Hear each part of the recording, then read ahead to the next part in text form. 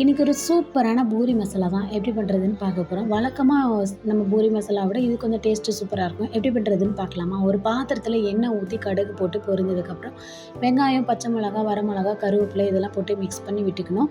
நான் உளுந்தம்பருப்பு லாஸ்ட்டாக சேர்த்துட்டேன், மறந்துட்டு நீங்கள் ஃபஸ்ட்லேயே சேர்த்துக்கோங்க கடுகு போடும்போதே. அதுக்கப்புறம் அது கூடவே மஞ்சள் பொடி சேர்த்துக்கணும், நல்லா மிக்ஸ் பண்ணி விட்டுக்கோங்க. அதுக்கப்புறம் நான் 2 பொட்டேட்டோ வேக வச்சு எடுத்து வச்சுருக்கேன். அது நல்லா கட் பண்ணிவிட்டு நல்லா மிக்ஸ் பண்ணி விட்டுக்கணும்.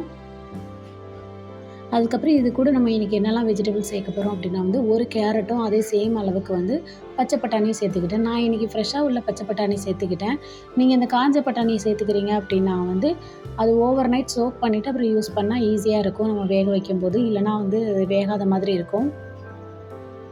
குழந்தைங்களுக்குலாம் இந்த வெஜிடபிள்ஸ்லாம் இந்த மாதிரி போட்டு கொடுக்கும்போது டேஸ்ட்டு ரொம்ப பிடிக்கும். நீங்களும் உங்கள் வீட்டில் உள்ள கிட்ஸுக்கெலாம் இந்த மாதிரி ட்ரை பண்ணி கொடுங்க. கட் பண்ணி வச்சதை ஆட் பண்ணிவிட்டு ஒரு பாத்திரத்தில் தேவையான அளவுக்கு தண்ணி சேர்த்துட்டு நல்லா வேக வச்சு எடுத்துக்கிட்டேன். அதுக்கப்புறம் இந்த உருளைக்கிழங்கு கூட ஆட் பண்ணிக்கணும். ஆட் பண்ணி நல்லா மிக்ஸ் பண்ணி விட்டுட்டு தேவையான அளவுக்கு தண்ணி சேர்த்துட்டு அது கூடவே தேவையான அளவுக்கு உப்பும் சேர்த்துக்கிடணும்.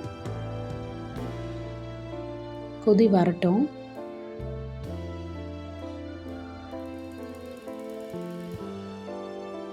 இது கூடவே நான் ஒரு அரை பொட்டேட்டோ கொஞ்சம் ஸ்மாஷ் பண்ணி சேர்த்துருக்கேன்.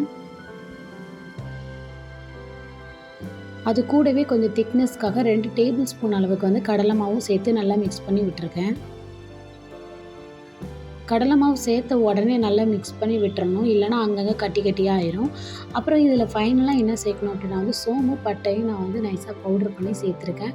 உங்கள்கிட்ட சோம்பு இந்த பட்டை இல்லை அப்படின்னா நீங்கள் கரம் மசாலா கூட ஒரு டேபிள் ஸ்பூன் அளவுக்கு சேர்த்துக்கலாம். தக்காளி வேணுன்னா கூட ஒரு அரை தக்காளி அப்படி சேர்த்துக்கலாம். அப்படி இல்லை அப்படின்னா ஹாஃப் லெமன் ஜூஸ் கூட ஊற்றிட்டு சர்வ் பண்ணிங்க அப்படின்னா டேஸ்ட்டு சூப்பராக இருக்கும். நம்ம வைக்கும்போது கொஞ்சம் தண்ணியாக இருக்கிற மாதிரி பார்த்துக்குவோம், ஏன்னா இது ஆறினவுடனே சீக்கிரமாக கெட்டியாகும்.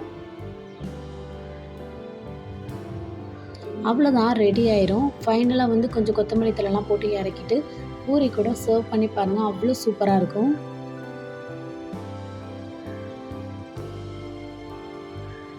சூப்பராக பூரியெல்லாம் ரெடி பண்ணிவிட்டு நம்ம இதெல்லாம் பூரி மசாலாலாம் வச்சு சாப்பிட்டு பார்க்கும்போது ரொம்ப டேஸ்ட்டு சூப்பராக இருக்கும். குழந்தைங்களுக்கும் இது ரொம்ப பிடிக்கும். நீங்களும் உங்கள் வீட்டில் உள்ளவங்களுக்கு ட்ரை பண்ணி கொடுங்க. இந்த வீடியோ பிடிச்ச சேனலை சப்ஸ்கிரைப் பண்ணுங்கள். மறக்காமல் ட்ரை பண்ணிட்டு எப்படி இருந்ததுன்னு கமெண்ட்ஸை ஷேர் பண்ணுங்கள். தேங்க்யூ ஃபார் வாட்சிங்.